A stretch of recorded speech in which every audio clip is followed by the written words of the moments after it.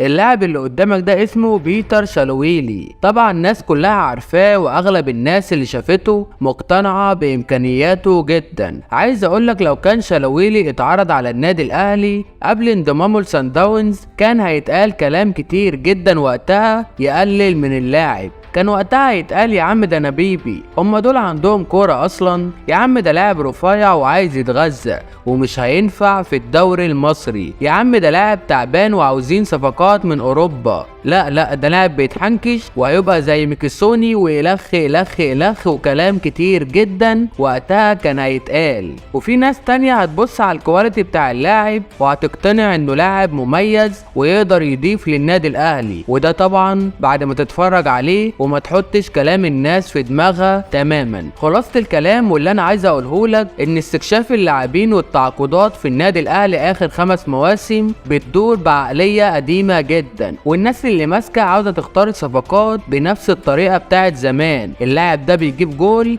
اذا هو كويس وصفقة ممتازة، وده مش موجود دلوقتي، وده سبب كبير من اسباب فشل الصفقات بتاعتنا. اللي بيحصل دلوقتي في اي فريق في العالم ان في فريق سكاوتنج بيفرز كل اللاعبين وبيسألوا نفسهم اسئلة كتير جدا قبل ترشيح اللاعب اصلا، والاهم ان اللاعب بيتم التعاقد معاه بالسعر اللي يستحقه مش السعر اللي النادي عايزه، والعقد بتاعه برضو اللي يستحقه مش العقد اللي هو عايزه. بعض الأسئلة اللي لازم تبقى موجودة لما تختار لاعب يترشح للنادي: هل اللاعب ده النادي الأهلي في احتياج ليه وليه فرصة مشاركة ولا لأ؟ طب هل هو يقدر يلعب تحت ضغط وعنده استمرارية في الملعب وبعيد عن الإصابات ولا لأ؟ هل هو كواليتي يقدر يضيف ولاعب هيكون مؤثر ولا هيكون لاعب عادي زي أي لاعب محلي؟ هل هو كان مؤثر مع الفريق اللي لعب ليه قبل التعاقد معاه ولا لاعب عادي؟ طب هل السعر المطلوب فيه اعلى من امكانياته؟ طب هل هو لاعب دولي ومؤثر مع منتخب بلاده ولا لا؟ واسئله كتير جدا غير دي، والاسئله دي اهم كتير من ارقام اللاعب، لان ممكن يكون ارقامه كويسه ومقدم موسم ممتاز مع الفريق بتاعه وفريقه منتصف جدول، ولما بيلاعب اي فريق في الدوري الممتاز بيسيب له مساحات وفي لاعيبه كتير جنبه بتساعده وبتوصله للجول، ولكن بعد ما يتم التعاقد معاه ويروح النادي الاهلي بيكون في تضييق مساحات وطرق لعب مختلفة عن اللي هو كان بيلعب قصادها في النادي القديم. فدي حاجات لازم تسأل نفسك فيها قبل التعاقد مع اي لاعب. خلاصة الكلام واللي انا عايز اقوله لك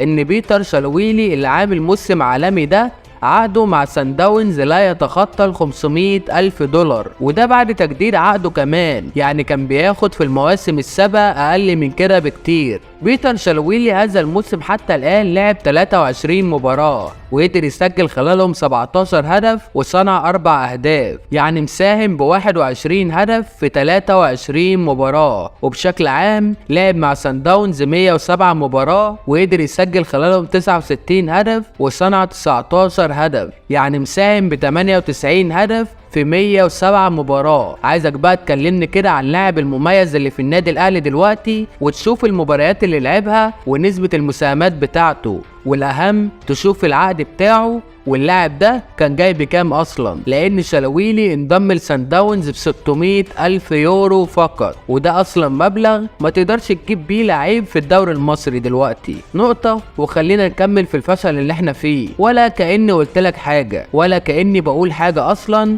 ولكن كانت مجرد دردشة عايز اتكلم فيها ومجرد ملحوظة عن لاعب مميز بيلعب في فريق كبير في افريقيا دلوقتي بالسكواد اللي عنده. لو قدرنا نحل مشكلة التعاقدات وقدرنا نعمل فريق سكاوتنج عالي، صدقني مش هنشوف الكواليتي بتاع لاعبي النادي الاهلي الحالي، والكواليتي هيعلى بشكل كبير جدا وهيكون في لعيبة مؤثرة في النادي. اخيرا اتمنى قبل ما تقفل الحلقة تقول لي رايك في الموضوع ده، وتقول لي هل سياسة التعاقدات في النادي الاهلي ماشية بطريقة كويسة ولا محتاجين تغيير في الفترات اللي جاية علشان النادي الاهلي يبقى فيه تطور في السكواد بتاعه. اخيرا اتمنى قبل ما تقفل الحلقة توحد الله، لا اله الا الله، وتصلي على سيدنا محمد عليه افضل الصلاة والسلام، واعمل لايك للفيديو وسبسكرايب للقناة وفعل زر الجرس علشان يجيلك تنبيه بكل الحلقات الجديدة. وكان معكم اخوكم طوفان اهلاوي، نتقابل في حلقة جديدة ان شاء الله. سلام.